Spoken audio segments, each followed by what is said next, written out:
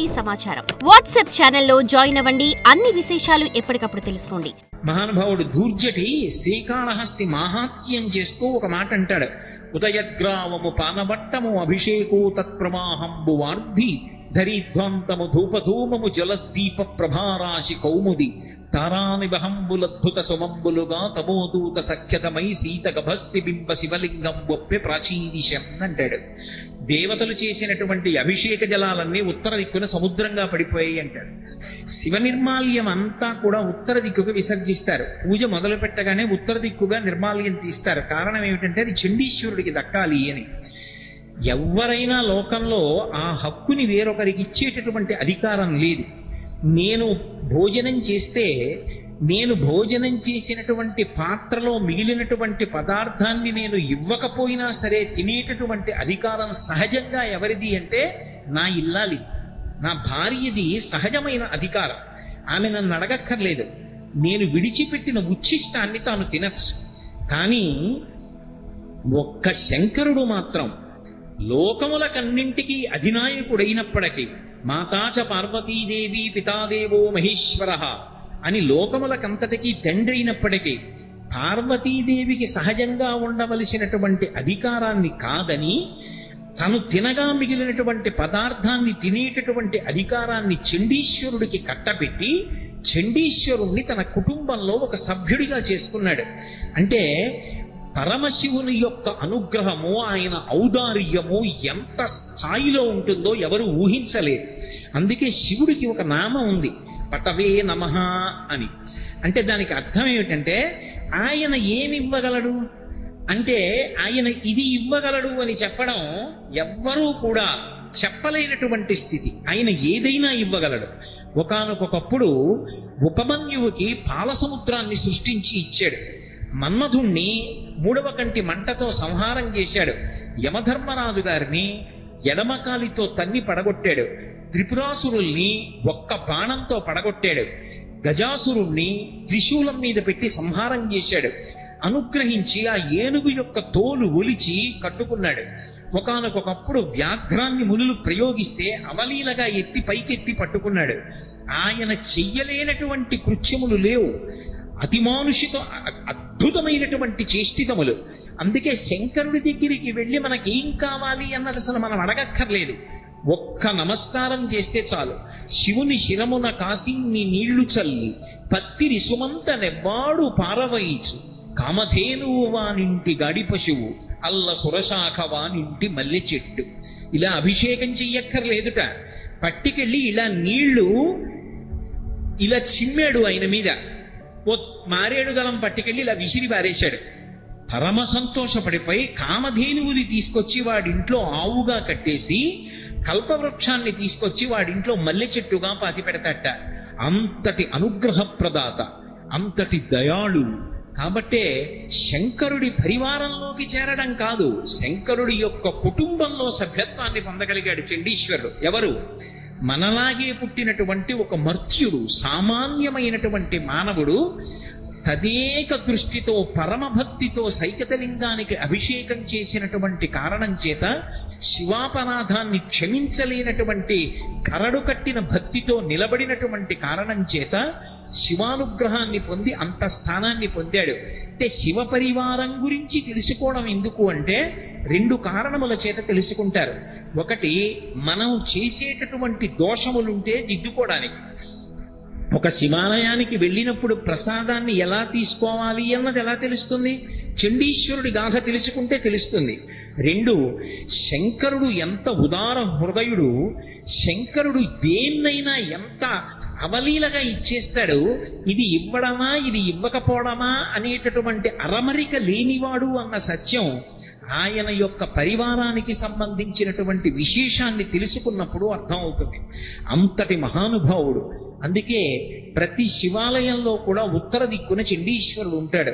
చక్కగా ఆ చండీశ్వరుడికి నమస్కరించి చిటిక వేసి ఆయనకి ప్రసాదాన్ని చూపించి ఇంటికి పట్టుకెళ్ళి దాన్ని కుటుంబం అంతా స్వీకరించి పరమశివుని యొక్క పరిపూర్ణమైనటువంటి అనుగ్రహానికి పాత్రులు కావాలి.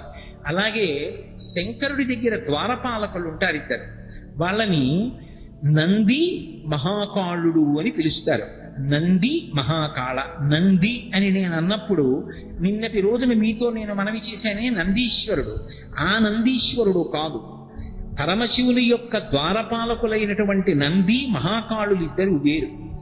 ఈ నంది మహాకాళులది కలిపి ఒక్కటే గాథ. ఆ నంది ఒకప్పుడు అవంతిపురంలో ఉండేవాడు. ఆయన జన్మతః వైశ్యుడు, కానీ అపారమైనటువంటి శివభక్తి తత్పరుడు. చాలా గొప్ప ద్రవ్యాన్ని ఆర్జించాడు.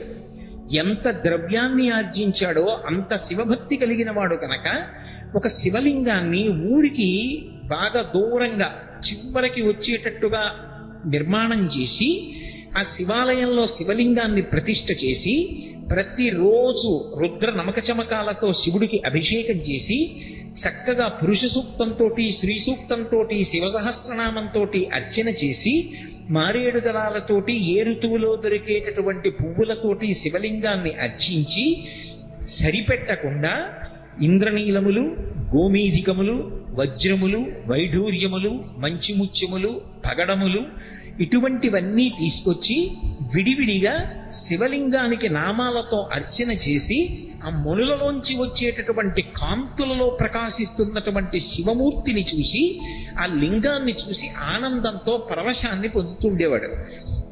అలా ప్రతిరోజు వచ్చి మధ్యాహ్నం వరకు పూజ చేసి మహానైవేద్యం పెట్టి వెళ్ళిపోతుండేవాడు. ఒక రోజున ఈ నంది అంటే మళ్ళీ చెప్తున్నాను మీకు, వైశ్యశ్రేష్ఠుడు. ఆయన నందీశ్వరుడు కాడు. ఆ వైశ్యుడు ఆ శివాలయానికి వచ్చి శతరుద్రీయ మంత్రముల చేత శివలింగానికి అభిషేకం చేసి మణులు మొదలైన వాటితో కూడా అర్చన పూర్తి చేసి మహానైవేద్యం పెట్టి భజన చేసి అర్చకుడితో కలిసి తనకి సహాయం చేసిన పురోహితుడితో కలిసి ఇంటికి వెళ్ళిపోవడానికి బయలుదేరుతున్నాడు. ఎక్కడి నుంచి వచ్చాడో ఇంతలో ఒక కిరాతుడు అక్కడికి వచ్చాడు. ఆయన వేటాడి జీవిస్తూ ఉంటాడు. ఆయన పేరు మహాకాళుడు. ఆయన అక్కడికి వచ్చాడు. వచ్చి శివాలయంలోకి వచ్చాడు. వస్తువుని శివలింగం వంక చూశాడు. అబ్బా, ఎంత అద్భుతమైన శివలింగం రా అనుకున్నాడు. అక్కడ మణులు కనపడ్డాయి, వజ్రములు కనపడ్డాయి, వైఢూర్యములు కనపడ్డాయి, మంచిముత్యములు, గోమీధికములు ఇవన్నీ కనపడ్డాయి. కానీ ఆశ్చర్యం ఏమంటే ఆయన మనస్సు వాటి వేటి మీద నిలబడలేదు. ఆ శివలింగం వంక తేరిపారి చూశాడు. ఏదో జన్మజన్మాంతరమైనటువంటి అనుబంధం ఒక్కసారి మనసులో నిద్రలేచింది. శివ, నువ్వు నా తండ్రివి, నేను నీ బిడ్డని. ఇంతకాలం తండ్రి నిన్ను చూడ్డానికి రాలేదు, ఎక్కడెక్కడో తిరిగాను, ఇంతకాలానికి వచ్చాను, ఇక నిన్ను విడిచిపెట్టనన్నాడు. తిన్నగా పక్కనున్న తటాకంలోకి వెళ్ళి మునిగి స్నానం చేశాడు. బట్ట పిడుచుకున్నాడు, మళ్ళీ కట్టుకున్నాడు. గబగబా గుళ్ళోకి వచ్చాడు. వచ్చేటప్పుడు బోయి తిన్నడిలాగే ఆ నోట్లో కొన్ని నీళ్లు పట్టుకొచ్చి శివలింగం మీద ఉమిశాడు. ఏమైనా అందామంటే కిరాతుడు ఏ బాణం వేసి చంపేస్తాడో భయం. వైశ్యుడు, బ్రాహ్మణుడు నక్కి చూస్తున్నారు దేవాలయంలో ఒక చాటున. ఈ వచ్చినటువంటి మహాకాళుడు, ఈ కిరాతుడు ఆ శివలింగం మీద నీళ్లు ఉమిసి అభిషేకం చేశాడు. ఆ శివుడి దగ్గర కూర్చొని అపారమైనటువంటి భక్తితో శివ శివ శివ శివ శివ శివ శివ అని శివనామం చెప్తూ ఆయన మనస్సు అంతర్ముఖమైపోయింది. పరమానందాన్ని పొందేశాడు. ఏమో ఎప్పుడు ఎవరి మనస్సు ఎలా ఉంటుందో మనకి తెలియదు. శంకర భగవత్పాదులు అందుకే అంటారు, వటుర్వా గేహీవా యతిరపి జటీవా తదితరో నరోవా యక్కశ్చిత్ భవతు భవకింతేన భవతి యదీయం మృత్పద్మం యది భవదీనం పశుపతే తదీయస్త్వం శంభో భవసి భవభారంచ వహసి అంటారు. నువ్వు ఉపనయనం చేసుకున్నటువంటి వటువా, గృహస్థాశ్రమంలో ఉన్నటువంటి వాడివా, వానప్రస్థువా, సన్యాసివా, వీటితో శంకరుడికి సంబంధం లేదు. శంకరుడికి కావలసింది ఏమిటి అంటే నీ మనస్సు అనేటటువంటి పద్మాన్ని తీసి ఆ పరమశివుని యొక్క పాదముల దగ్గర పెట్టినవాడవేనా? అలా పెట్టినవాడవైతే శంకరుడు ఆ భక్తుడి వెంట పడి తిరుగుతూ ఉంటాడు. అంతటి ఉదారు. ఆయనకి కావలసింది ఆ భక్తి ఒక్కటే. ఆ భక్తి లేదనుకోండి, ఆయనకి దానితో సంబంధం లేదు. నిన్న మీతో చెప్పా కదా, శివానంద లహరిలో భృంగి సంబంధంగా ఒక శ్లోకం చెప్పారు శంకరులే. భృంగిచ్ఛా నటనోత్కటక్కరిమతగ్రాహీ స్ఫురన్మాధవాహ్లాదో నాదయుతో మహాసితవపు పంచేషు నాచాధృత సత్పక్షమనోవనీష సపన సాక్షాన్మదీయే మనోరాజీవే భ్రమరాదిపో విహరతాం శ్రీశైలవాసీ విభు అంటారు. హృదయం అనేటటువంటి పద్మంలో భక్తి అనేటటువంటి తేనె నిండుగా ఉంటే, అదిగో అక్కడ భ్రమరాంబ ఉంది, భ్రమరాంబ తుమ్మెద రూపంలో ఉంటుంది. తుమ్మెదకి మొగుడు ఆయన కూడా గండు తుమ్మెద. వాళ్ళిద్దరూ కలిసి వచ్చి ఇక్కడ ఉన్నటువంటి భక్తి అన్న తేనె తాగడానికి ఎగురుతూ ఉంటారు. అసలు హృత్పద్మమునందు భక్తి అన్న తేనె లేదనుకోండి, ఆ తుమ్మెదలు ఎందుకు వస్తాయి? రావు. కాబట్టి మనోరాజీవే విహరతాం, ఆ మనస్సు అనేటటువంటి పద్మం దగ్గర ఆ రెండు తుమ్మెదలు ఎగరడానికి కారణమేమి అంటే, భక్తి అనేటటువంటి మకరందము కాని నిండి ఉన్నదా హృత్పద్మమునందు, ఆ తుమ్మెదల జంట విహరిస్తారు పార్వతీ పరమేశ్వరుడు. అంతకు ముందు ఆయన కిరాతుడు ఎన్నో జంతువుల్ని కొట్టాడు, ఎన్నో పక్షుల్ని కొట్టాడు. అయితేనే ఏ జన్మలో చేసుకున్న పుణ్యమో ఇప్పుడు ఫలించింది. ఆ శివలింగాన్ని చూడగానే అపారమైన ఆనందాన్ని పొందేశాడు, అంతర్ముఖత్వాన్ని పొందాడు. అక్కడ ఉన్న మణుల వంక చూశాడు. గాజురాళ్ళు గట్టిగా ఉంటాయి, ఇవి తీసుకొచ్చి ఇక్కడ పూజ చేశారు. ఇవి నా తండ్రి పాదములకు తగిలినప్పుడు ఎంత నొచ్చుకున్నాడో, ఎంత నిప్పెట్టిందో, ఇవన్నీ పట్టుకెళ్ళి పూజ చేశారు. ఇవన్నీ పూజ చేస్తే గాజురాళ్ళన్నీ తీసుకెళ్లి కాళ్ళ మీద వేస్తే ఆయన పాదములకు నిప్పెట్టదు, ఎవడి పూజ చేసిన ధూర్తుడు అన్నాడు. ఈ వజ్రాల్ని వైఢూర్యాల్ని పక్కకి తోసేశాడు. తాను తీసుకొచ్చిన మారేడు దళాలు శంకరుడి పాదాల మీద ఉంచాడు.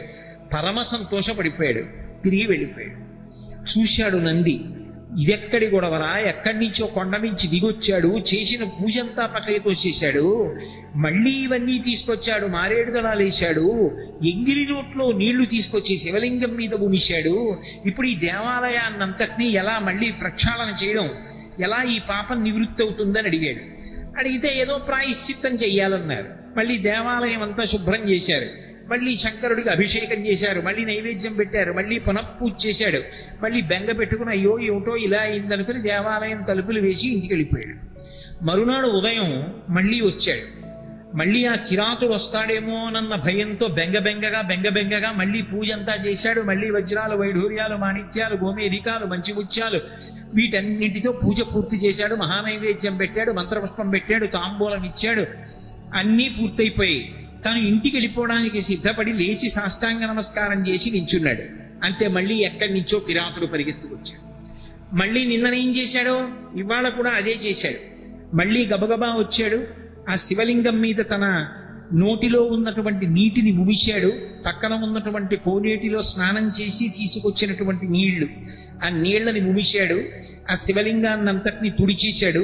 మళ్ళీ తీసుకొచ్చి దిక్కుమాలిన గాజురాళ్ళు ఇక్కడ పెట్టారన్నాడు. ఆ గాజురాళ్ళు అని చెప్పి ఆ వజ్రవైఢూర్యాలు పక్కకి తోసేశాడు. తోసేసి తాను తీసుకొచ్చిన లేత మారేడు దళాలు చిన్న చిన్న ఉంటాయి, ఎర్ర రంగులో ఇంతంతే ఉంటాయి. అంత చిన్నవైతే మా స్వామి పాదం మీద పెట్టినప్పుడు సొక్కదు, హాయిగా ఉంటుంది ఆయన పాదాలకన్నాడు. ఆ చిన్ని మారేడు దళాల ఆయన మీద పెట్టాడు. ఇప్పుడు మా తండ్రి పాదాలు ఎంత అందంగా ఉన్నాయో అన్నాడు. శివలింగానికి పూజ చేశాడు. మనసులో దర్శనం చేసింది పరమశివుని యొక్క పాదముల జంట దర్శనం చేశాడు. మహానందపడిపోయాడు. అక్కడ ఉన్న ప్రసాదం నోట్లో వేసుకున్నాడు. తిరిగి మళ్ళీ కొండెక్కి వెళ్ళిపోయాడు. ఈ నంది బెంగ పెట్టుకున్నాడు. ఇలా రోజు నేను పూజ చెయ్యా, ఈ కిరాతుడు వస్తుండా, ఈ వచ్చినటువంటి కిరాతుడు నేను చేసినటువంటి పూజనంతటినీ పక్కకి తోసేయ్యా, మళ్ళీ ఆయన తీసుకొచ్చి ఎంగిలి నీళ్లు ఉముస్తూ ఉండడం, పైగానేమో ఆ గాజురాళ్ళని అన్నిటినీ తీసేయడం, ఇది సరి అయినటువంటి పద్ధతిగా లేదు. ఏం చేస్తే బాగుంటుంది చెప్పమని బ్రాహ్మణుల్ని అడిగాడు. వాళ్ళన్నారు, ఇక్కడ ఊరికి చివరగా శివాలయం ఉన్నటువంటి కారణం చేత కొండ నుంచి కిరాతుడు దిగి వస్తున్నాడు కాబట్టి ఇక్కడ శివాలయం ఉంటే ఉపయోగం లేదు, ఇక్కడ శివలింగం ఉంటే ఉపయోగం లేదు. ఇతను ఇలాగే వస్తూ ఉంటాడు. పాపమో పుణ్యమో ఈ శివలింగాన్ని తవ్వేద్దాం, తవ్వేసి నీ ఇంటికి పట్టుకెళ్ళిపోయి నీ ఇంట్లో ప్రతిష్ఠ చేసుకుని అక్కడ పూజ చేద్దాం అన్నారు. సరేనన్నాడు. మరునాడు తెల్లవారుజామునే చీకటి ఇంకా విడవక ముందే వచ్చాడు. తనతో పాటు కొంతమంది కార్మికుల్ని తీసుకొచ్చాడు. గుణపాలతో శివలింగాన్ని తవ్వేశారు, భుజాలకు ఎత్తుకున్నారు, ఇంటికి పట్టుకెళ్ళిపోయారు. వైశ్యుడిది గొప్ప భవనం. ఆ భవనంలో ఒక గది ఏర్పాటు చేశాడు. అందులో వేదిక మీద శంకరుణ్ణి పెట్టాడు. శివ, ఇంకా ఇవాళ నుంచి నీకు ఎంగిలి పూజల బాధ లేదు, ఇక నంది రాడు, ఈ మహాకాలుడు రాడు, హాయిగా నేను పూజ చేస్తాను, దాన్ని స్వీకరించన్నాడు. మధ్యాహ్నం వరకు పూజ చేశాడు. అమ్మయ్య, ఇక కిరాతుడు వచ్చే అవకాశం లేదను సంతోషంగా మహానైవేద్యం పెట్టేశాడు. నీరాంజన మంత్ర పుష్పాలు అయిపోయి తలుపేసేసాడు, వెళ్ళిపోయాడు. అక్కడ మహాకాలుడు ఆ కిరాతుడు కొండ నుంచి మధ్యాహ్నం దిగొచ్చాడు. తిన్నగా కోనేటికి వెళ్ళాడు. చక్కగా స్నానం చేసేశాడు. గండూషాంబు రిషీచనం పురరివోర్దివ్యాభిషేకాయతే అంటారు శివానంద లహరిలో. అలా నోటి నిండా పుక్కిటి నిండా నీళ్లు పట్టుకున్నాడు. శివలింగం మీద అభిషేకం చేద్దామని గుళ్ళోకి వచ్చాడు. వచ్చేటప్పటికి శివలింగానికి బదులు పెద్ద గొయ్యుంది. చూశాడు. ఆశ్చర్యపోయి హతాశుడైపోయి చేతిలో ఉన్న ధనస్సు పక్కన పారేసి ఆ మారేడు దళాలు నేల మీద పడేసి కుప్పకూలిపోయాడు.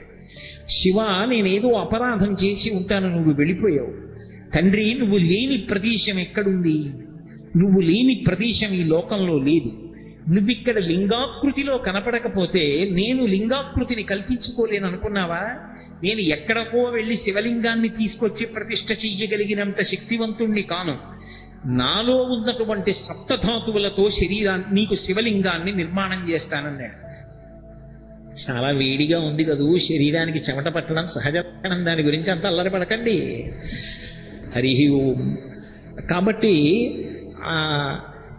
ఇక్కడ శివలింగం లేకపోతే నేనేమి బెంగ పెట్టుకోను. ఈశ్వర, నేనే శివలింగాన్ని తయారు చేసుకుంటాను. ఎక్కడి నుంచో లింగాన్ని తీసుకొచ్చి ప్రతిష్ఠ చేయడం నా వల్ల జరిగే పని కాదన్నాడు. అని ఆ గోతి వంక చూశాడు. ఎలా, దేనితో కప్పాలి? శివ, నీ లింగాన్ని అనేక పదార్థములతో చేస్తారు. బంగారంతో చేస్తారు, వెండితో చేస్తారు, రాగితో చేస్తారు, సీసంతో చేస్తారు, పాదరసంతో చేస్తారు, మృత్తికతో చేస్తారు, మణులతో చేస్తారు. ఇన్నిటికీ ప్రత్యామ్నాయంగా నా శరీరంలో ఉన్నటువంటి అవయవాలు నేను ఎన్ని కొయ్యగలనో అన్ని కోసి వేసేస్తాను, లింగం అయిపోవాలన్నాడు. అని కత్తి తీసి తన కడుపు కోసేసుకున్నాడు. ఆ పైన ఉన్నటువంటి చర్మాన్ని, మాంసాన్ని, కొన్ని ప్రేగులు ముక్కల కింద కోశాడు. కోసి అందులో పడేశాడు. స్పృహ తప్పిపోయాడు. ఇక ఓపిక చాలలేదు, బాధ తాళలేక కింద పడిపోయాడు. కాసేపటికి స్పృహ వచ్చింది. నెత్తురు కారిపోతుండగా చూశాడు. శివ, చాలు, ఇప్పుడు నాకు లింగం కనపడుతోంది. ఈ లింగం మామూలు లింగం కాదు, నా సప్తధాతువులతో నిర్మించుకున్న లింగం అని శంకరుడి యొక్క 2 పాదాలు తన చేతులతో పట్టుకున్నట్టుగా భావన చేశాడు. శివానంద లహరిలో శంకర భగవత్పాదులు అంటారు, కదా వా త్వాం దృష్ట్వా గిరిశతవ భవ్యాంఘ్రియుగళం గృహీత్వా హస్తాభ్యాం శిరసి నయనే వక్షసి వహం అని ఆయన అలభ్యాం బ్రహ్మాద్యైః ముదమనుభవిష్యామి హృదయే అంటారు. కదా వా తాం దృష్ట్వా గిరిశతవ భవ్యాంఘ్రియుగళం. నేను కూర్చున్నట్లుగా పరమశివుడు కూర్చున్నాడు అనుకోండి. వచ్చి ఎవరో భక్తుడు ఇలా కూర్చుని, శంకరా, మీ పాదాలు నా చేతుల్లో పెట్టండి అన్నాడు అనుకోండి. ఇలా 2 పాదాలు ఎత్తి ఆయన చేతుల్లో పెట్టాను అనుకోండి. ఆయన ఊరుకుంటాడా? ఆ 2 చేతులతో పట్టుకున్న పాదాల వంక చూసి వంగిపోయి ఆ పాదాల మీద ఇలా తల పెడతాడు. పెట్టి ఊరుకుంటాడా? దగ్గరికి జరిగి, స్వామి, మీ కాళ్ళు పైకెత్తి నా తల మీద పెట్టరా అంటాడు. శిరసి తల మీద పెట్టుకుంటాడు. పెట్టుకుని ఇలా 2 చేతులతో పెట్టుకుని నయనే, ఆ 2 కాళ్ళు ఇలా చేతులతో పట్టుకుని వేళ్ల చివరి భాగాలు అమ్మ చిన్నప్పుడు పడిశం పడితే కర్పూరం బియ్యం కలిపి పల్చటి గుడ్డలో మూట కట్టి ముక్కు దగ్గర పెట్టి వాసన చూపించి తుమ్మించి పడిశం పోగొట్టినట్టుగా ఆ వేళ్ల చివరి భాగాలు పూల పొట్లాల తిత్తుల్లా ఉంటే వాటిని తీసుకొచ్చి కళ్ళకి ఇలా అద్దుకున్నాడు. ఇటు 5 వేళ్ళు, ఇటు 5 వేళ్ళు కళ్ళకి తగిలాయి. శిరసి నయని వక్షసి వహం. దగ్గరికి జరిగి శంకరుడు యొక్క 2 పాదాలు గుండెల మీద పెట్టుకున్నాడు. అబ్బా తండ్రి, ఎంత చల్లటి పాదాలు! పొంగిపోయాడు. పొంగిపోయి స్ఫురత్, ఆ బాగా వికసించినటువంటి తామర పూలు ఎలా ఉంటాయో అలా స్ఫుట జల జగంధాన్ పరిమళాన్, ఆ బాగా విచ్చుకున్నటువంటి తామర పువ్వులోకి ఇలా తలపెట్టారనుకోండి, అందులో ఓ చమత్కారం ఉంటుంది. మీరు ఎప్పుడైనా గమనించారో లేదో, తామర పువ్వు బాగా విచ్చుకుంటే ఆ రేకులు ఇలా వంగిపోతాయి ముందుకి పోయి. ఆ రేకుల యొక్క మొదట్లో చిన్న చిన్న నీటి బిందువులు ఉంటాయి, మధ్యలో దుడ్డు ఉంటుంది. ఆ దుడ్డు పైభాగం పసుపచ్చగా ఉంటుంది. దాని మీద సూదితో పెడితే కన్నాలు ఎలా ఉంటాయో అలా కన్నాలుండి పొక్కులు ఎక్కినట్టుగా పొక్కుల్లో ఉంటాయి. శంకరుడి కాళ్ళు విచ్చుకున్న పద్మాల్లా ఉంటాయిట. వాటి మీద ఇలా పెడితే స్ఫుట జల జగంధాన్ పరిమళాన్, పద్మంలో ముఖం పెడితే ఎలా సువాసన వచ్చి తడి తగులుతుందో అలా శంకర వశిష్ఠాది మహర్షులు మీ పాదములను నీళ్లతో కడిగారు. ఆ తడి నా శిరస్సు కంటుకుంటూ ఉంటే ఆ వాసన పీలుస్తూ అలభ్యాం బ్రహ్మాద్యై హృదమనుభవిష్యామి హృదయే, బ్రహ్మాదులకు లభించినటువంటి ఆనందాన్ని మీ పాదములు పట్టుకుని నేను అనుభవించాలి. ఎవరు ఇది అనుభవిస్తున్నవాడు? ఒక కిరాతుడు, వేటాడి జీవించేటటువంటి ఒక వ్యక్తి తన శరీరాన్ని కోసేసి బండ పద్ధతిలో ప్రేగులు తుంపి మాంసం నిత్తురు గోతులో పడేసి దాన్ని శివలింగంగా చూస్తూ ఆ రెండు చేతులతో శంకరుడి యొక్క పాదములు పట్టుకొని ధ్యానంలో తన బాధ మరిచిపోయాడు. తన బాధ మరిచిపోయి ఆనందంతో పరమశివుడి యొక్క పాదములను పట్టుకున్నానన్న సంతోషాన్ని అనుభవిస్తున్నాడు. చూశాడు శంకరుడు, ఆయన ఎక్కడ లేడు? ఆయన లేని ప్రదేశం ఉంటుందా? ఆయన వెంటనే వృషభవాహనారూఢుడై పార్వతీ సహితుడై దిగొచ్చాడు. ఇలా ముట్టుకుని లేపాడు. ఆయన యొక్క అమృతకర స్పర్శ తగలగానే ఈయన యొక్క శరీరం అంతా మళ్ళీ యథావిధిగా తయారైపోయింది. ఒక్కసారి లేచాడు, శంకరుణ్ణి చూశాడు. ఇదో నన్నయ్య గారి ఆది పర్వంలో అంటే పరమ సంతోషంతో, ఆది పర్వం కాదు ఆరణ్య పర్వంలో అంటే ఎంతో సంతోషంతో అర్జునుడు పరమశివుడు ప్రత్యక్షమైతే పెద్ద దండకం చేశాడు. శ్రీకంఠలు కేశలోకోద్భవస్థాన సంహారహారీ మురారి ప్రియా చంద్రధారి మహేంద్రాది బృందారకానంద సందోహ సద్ధాయి పుణ్యస్వరూపా విరూపాక్ష దక్షద్వరధ్వంసకాదేవ నీదైన తత్వంబు భావించి బుద్ధి ప్రధానంబు కర్మంబు విజ్ఞాన మధ్యాత్మ యోగంబు సర్వక్రియాకారణం వంచు నానా ప్రకారంబులన్ బుద్ధిమంతులు విచారించి చౌనిన్ను భావింతు రీశాన సర్వీశ్వర సర్వసర్వజ్ఞ సర్వాత్మకాం నిర్వికార ప్రభావ భవానీపతి నీవు లోకత్రయీవర్తనంబుల్ మహావాయు ఖాతజ్ఞ సోమర్క తోయంబు లంజేసి సంసార చక్రిక్రియాయంత్ర బాహుండ వైతాది దేవాది దేవ మహాదేవ నిత్యంబు నత్యంత యోగస్థితి నిర్మల జ్ఞాన దీప ప్రభజ్వాల విధ్వస్త నిస్సార సంసార మాయంధకారుల్ జితక్రోధ రాగాది దోషుల్ యతీంద్రుల్ యతత్ముల్ భవత్పాద పంకేరు హత్యాన డిండీర దారానుభూతిన్ సదా తృప్తులైరవ్యయా భవ్యసేవ్యా భవా భక్క భట్టారకా భర్గవాగత్స కుత్సాది నానాముని స్తోత్ర దత్తావధానావలాక్షణోగ్రగ్ని భస్మీకృతానంగ భస్మానులిప్తంగ గంగాధర నీ ప్రసాదంబులన్ సర్వ గీర్వాణ గంధర్వులున్ చిత్త సద్యోరగేంద్ర మహేంద్రాదులున్ శాశ్వత ఐశ్వర్య సంప్రాప్తులైరీశ్వర విశ్వకర్త సురాభ్యర్చిత నాకు అభ్యర్థితంబుల్ ప్రసాదింపు కారుణ్యమూర్తి త్రిలోకైకనాథ మహాదేవ దేవ నమస్తే నమస్తే నమః అన్నాడు. కానీ అలా చెప్పడానికి పాప ఆయన కిరాతుడు, ఆయన శంకరుణ్ణి చూశాడు. ఆనంద పారవస్యంతో కన్నుల వెంట ఆనంద భాష్పాలు కారుతుండగా శంకరా అని ఆయన కాళ్ళ మీద పడిపోయి గట్టిగా పట్టుకున్నాడు. మహాకాళ అని రెండు చేతులు భుజాలు పట్టుకుని పైకెత్తాడు. పైకెత్తి నా కోసం నీ కడుపు కోసేశావా, ప్రేగులు తుంపేశావా, శివలింగం కనపడలేదని ఇంత బెంగ పెట్టుకున్నావా, అంతటా నీ లేను, నిన్ను కాపాడను అన్నాడు. అనేటప్పటికీ ఆకాశంలో ఒక్కసారి అప్సరోగణం అంతా కూడా నృత్యం చేసింది. దేవతలందరూ దుందుబులు మోగించారు. అసాధారణ ప్రజ్ఞ, శంకరుడి యొక్క అనుగ్రహాన్ని పొందాడు ఒక కిరాతుడని. పుష్పవృష్టి పడింది. నంది చూశాడు, ఏమిటి ఇంత దేవదుందుబులు వినపడుతున్నాయి, తప్పెట్లు వినపడుతున్నాయి, అప్సరోగణములు నృత్యం చేస్తున్నాయి, ఆకాశంలోంచి పువ్వులు పడ్డాయి, ఏం జరిగిందని గబగబా ఆ అరణ్యం వైపుకు వచ్చాడు. తను కట్టిన శివాలయం దగ్గరే ఏదో మంచి హడావిడిగా ఉంది. గబగబా గుడిలోకి వచ్చి ద్వారం దగ్గర నిలబడి చూస్తున్నాడు. పార్వతీ సహితుడైన పరమశివుడు నిలబడి ఏదో దూరంగా నిలబడి మాట్లాడటం కాదు, కిరాతుడి రెండు భుజాలు పట్టుకుని ఎంతో సంతోషంగా మాట్లాడుతున్నాడు. ఆ నంది ఆశ్చర్యపోయాడు. ఒక ఆలయం కట్టాను, ఇంత పూజ చేశాను, ఎన్నడూ నాకు సాక్షాత్కారం కలగలేదే, ఈ మహాకాలుడు సాక్షాత్కారం పొందాడు, ఏం అదృష్టం అని. ఇంతలో ఈ మహాకాలుడు తల తిప్పిలా చూశాడు.